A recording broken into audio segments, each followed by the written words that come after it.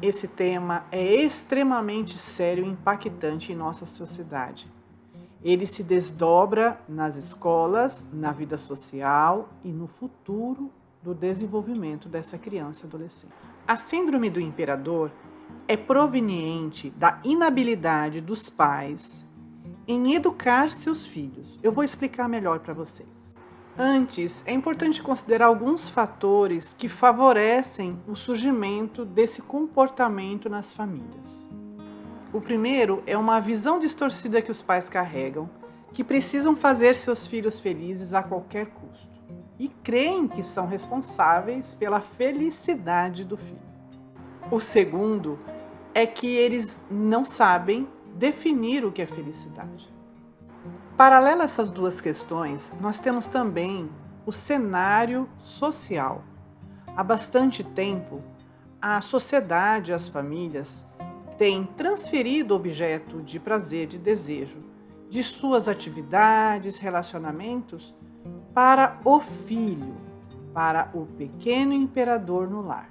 A neurociência nos ajuda a compreender o cérebro e fala a respeito do desenvolvimento do pensamento humano. Sabemos que até 5, 6 anos, o pensamento de uma criança é predominantemente egocêntrico, ou seja, ela não é capaz de pensar na perspectiva do outro, não consegue analisar consequências de atos, fazer prospecção. A neurociência também hoje nos revela que o desenvolvimento, a maturidade cerebral, se dá por volta de 21 a 25 anos. Esse fato é muito relevante para nós, porém não menos relevante do que o fato que ela também nos revela de que o desenvolvimento dessa maturação se dá por treinamento. Isso mesmo que vocês estão ouvindo. Quando eu ajudo uma criança no treino de sua autonomia, dentro das circunstâncias reais do seu dia a dia, seja guardar seu brinquedo, seja colocar a roupa suja no cesto, fazer uma gentileza aos pais, dormir no seu próprio quarto, sentir um mal-estar por alguma situação que a frustre, sem excessos, obviamente, mas um mal-estar pertinente ao não atendimento do seu desejo imediato, tudo isso está trabalhando a favor do desenvolvimento da sua maturação cerebral e, por consequente, do seu desenvolvimento de suas habilidades socioemocionais.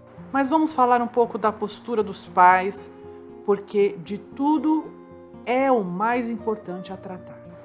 Há alguns colegas que relatam a postura dos pais desse comportamento imperador como loucura mental narcísica.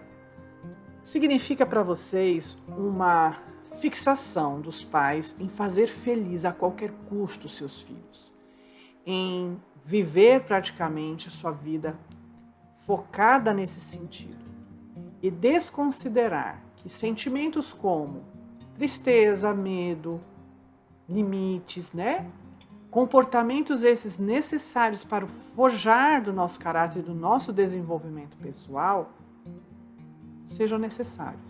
Essa inabilidade dos pais em responder de forma efetiva às demandas dos filhos pode significar algumas coisas. Em primeiro lugar, essa inabilidade pode significar desconhecimento de desenvolvimento humano, das fases do desenvolvimento humano. Pode significar também fuga da sua própria realidade, como eu falei anteriormente. Então eu canalizo o meu objeto de prazer total da minha vida agora para o filho. Nós temos recebido várias queixas em consultório de problemas, inclusive na sexualidade do casal, problemas nos relacionamentos familiares, decorrente à relação com essa criança que chega ao momento, fica insustentável, pois essa criança cresce e vai reproduzir o modelo que ela aprendeu, onde ela não tem limites, onde o seu desejo precisa ser atendido naquele momento, da forma como ela quer, e ela desconsidera qualquer possibilidade que seja diferente disso. Eu estou colocando isso para que a gente reflita, e eu sempre vou enfatizar que o problema está 99% em nós adultos, em nossas ações, na forma como nós criamos, educamos e liberamos os reforçadores na vida dos nossos filhos. Como nós ajudamos essas crianças a interpretar, a perceber as relações. Crianças que não desenvolvem a autonomia, crianças que não lidam com as frustrações pertinentes da idade, seja esperar a sua vez para falar, respeitar o horário que foi determinado pelos pais para se recolher e dormir, horário para fazer a tarefa, horário de organizar seus pertences, horário para descer e subir do play, enfim, crianças que não vivem rotinas, elas têm inabilidade de efetividade interpessoal. Efetividade interpessoal é uma habilidade fundamental no ser humano para que ele consiga falar, pensar, responder às questões sociais de forma efetiva. E essa habilidade, como as demais habilidades, são desenvolvidas a partir de treino. Por isso eu reforço a questão da neurociência. Se não treinarmos nossas crianças desde pequenas, certamente nós vamos colher problemas não tão longo prazo, pois temos recebido inúmeros casos de crianças e pré-adolescentes já manifestando uma série de problemas emocionais, psicológicos, comportamentais relacionados à dificuldade em lidar com o mal-estar, sobre regulação emocional e outras questões. Há uma verdade que precisa ser dita nos lares. Nós vamos frustrar um ao outro. Eu, papai, vou lhe frustrar. Eu, mamãe, vou lhe frustrar. Você vai me frustrar. Sua professora vai lhe frustrar. Sua melhor amiga vai lhe frustrar. Sabe por quê, meu amor? Porque não há perfeito. Perfeito só há um, Deus. Mesmo assim, sabendo que vamos frustrar um ao outro, nós vamos fazer o melhor para que nós possamos viver em harmonia, em paz. Eu faço o meu melhor e você faz o seu melhor. Seja uma boa aluna, uma boa amiga, uma boa filha, seja o melhor que você pode ser hoje. Como desenvolver a autonomia das crianças pequenas? A autonomia é facilmente desenvolvida, porém é importante você observar a realidade que se apresenta. Uma criança de 3 anos, por exemplo, ou de 2 anos, pode buscar um objeto para você, desde que seja acessível e que não gere perigo à sua integridade física. Não perca as oportunidades do dia a dia. Sabe o que acontece? Exige de nós perseverança, esforço e boa vontade. Mas é importante você lembrar que o centro da boa vontade, o centro mental da boa vontade está sendo desenvolvido da sua filha, do seu filho. E para que seja desenvolvido é preciso treino. Então, o seu exemplo, a sua atitude vai fazer a impressão no desenvolvimento dela. Dá trabalho, mas é isso o educar. Hoje temos percebido a completa transferência desse processo que dá trabalho para as escolas. E escola não é lugar de desenvolvimento dessas habilidades. Escola é lugar para outras habilidades cognitivas e sociais, mas desenvolver autonomia, desenvolver esse lado da efetividade interpessoal, regulação emocional, é dentro dos lares. Somos nós, pais. E ainda que você vire para mim e fale, eu não tenho tempo, reflita. Se você não tem tempo para ajudar seu filho a desenvolver essas habilidades, como você espera que a professora que tem mais 29, 30 vai poder lhe ajudar em sala de aula? Essa responsabilidade é sua, pessoal e intransferível, pai e mãe. Quando você, pai, quando você, mãe, não treina a autonomia do seu filho desde pequeno, É como se você estivesse aleijando o seu filho. Isso mesmo, eu vou falar de novo. É como se você estivesse aleijando o seu filho, provocando uma deficiência. Uma deficiência que vai ter impacto na vida dele para sempre. Então, cuide o quanto antes de resgatar essa habilidade, de ajudá-lo a desenvolver, a treinar essa habilidade no dia a dia. Os pequenos imperadores são como aleijados, pois não sabem reagir aos ambientes sociais.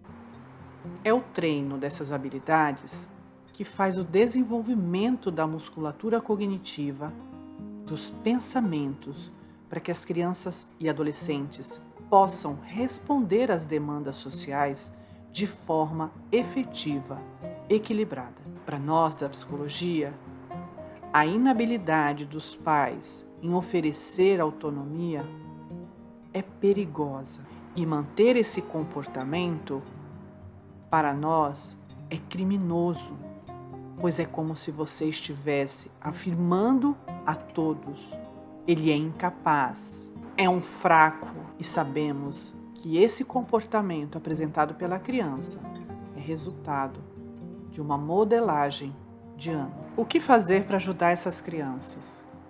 Eu gosto sempre de lembrar as famílias que não convém a gente trazer fantasmas do passado. Eu também não estou aqui para julgar o comportamento de qualquer um que seja envolvido nessa questão.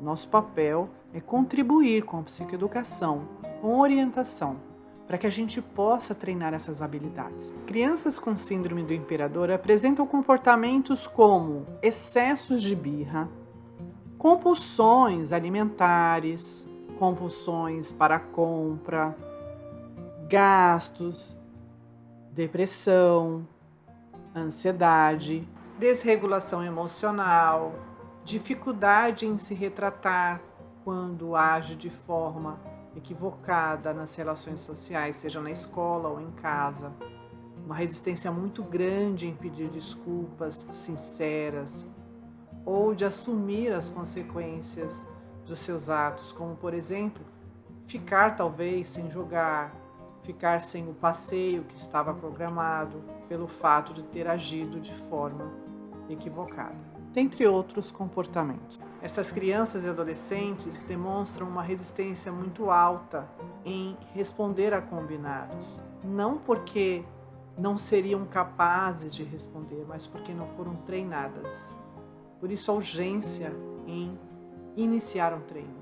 A criança com síndrome do imperador, se não tratar, vai precisar sempre lançar mão de algo para lidar com seu mal-estar. Vai sempre precisar de outra coisa, de alguém para se acalmar, pois ela não tem essa habilidade desenvolvida de autonomia ainda. Há um fator que contribui muito nesse cenário, que é o excesso de mídia pelas crianças. Dificilmente hoje você vê uma criança passando pelo mal-estar da frustração. O que acontece? Ela abrevia esse momento de várias formas. Hoje, com a era digital, um desenho que ela esteja assistindo, se ela não gostar, ela pausa, ela passa à frente ou ela acelera, inclusive, a velocidade do áudio. Esse e outros comportamentos que estão muito favoráveis hoje na era digital têm contribuído também para o baixo limiar à frustração das crianças e de forma direta na dificuldade em tolerar o mal-estar. Se eu não desenvolvo o limiar à frustração, se eu não tenho tolerância ao mal-estar, o meu limiar reduzido faz com que eu responda de uma forma bem menos funcional às situações do dia a dia. Então, por exemplo, questões que na minha idade já previstas para eu poder passar, resolver, não percebo isso. O pensamento equivocado dos pais, do tipo, eu não quero que o meu filho fique chateado, eu quero que ele me ame, eu quero que ele seja feliz, eu vou fazer ele feliz, muitas vezes está longe de ser expressão de amor. Vale lembrar que amor é a atitude intencional de fazer o bem, e fazer o bem lembrando em consequências a médio e longo prazo. Então, não é simplesmente atender ao choro porque quer chocolate, porque quer o videogame, porque quer o tênis, ou o computador, ou o smartphone. Não. Lembre-se que a questão é muito maior do que está por trás disso. A questão envolve equilíbrio emocional, pois a vida vai tratar de forma diferente. É só você pensar. O assalariado, por exemplo, ele trabalha 30 dias para receber o seu salário. Ah, você é empresário? Ele vai herdar a sua herança? E quem garante que ele não vai perder essa herança logo no primeiro ano que herdar? É o que acontece com a maioria dos filhos com síndrome de imperador. Há um pensamento também nos dias de hoje que sugere que nós não podemos ficar tristes, viver solidão, viver à espera. E é extremamente perigoso isso, porque todos esses sentimentos são pertinentes e forjam o nosso caráter. A solitude, por exemplo, que é a habilidade de estar só em harmonia. Hoje, você mal percebe alguém que consiga ficar sem estar conectado a alguma coisa, ou seja, um celular, ou seja, uma TV. Nós perdemos isso e nós não podemos perder o entendimento de que existe a criação através do ócio. Isso mesmo, não fazer nada de forma intencional, compreendendo que esse não fazer nada gera criatividade, gera pensamentos a respeito das minhas ações, precisa ser cultivado desde a mais tenra infância. Promova momentos onde seu filho não vai fazer nada. Esse hábito ajudará a saber viver, a desenvolver solitude. Mas tudo isso precisa ser desenvolvido com amor, com paciência. A inabilidade em educar gera desgraça. Isso mesmo, ausência de graça em nossos lares. Precisamos refletir sobre essas atitudes. Quando seu filho chorar porque quer algo, reclamar porque algo aconteceu, escute-o, valide seu sentimento. Significa reconheça o que ele está falando.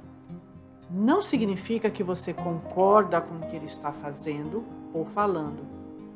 Significa que você está dando atenção, ouvido. Em seguida, encoraje-o a enfrentar a realidade que se apresenta, desde a mais tenra infância. Permaneça validando e encorajando seu filho a lidar com a realidade. Dessa forma, ele já tem toda a base para o desenvolvimento da sua habilidade de autonomia, de efetividade interpessoal, de regulação emocional da melhor forma.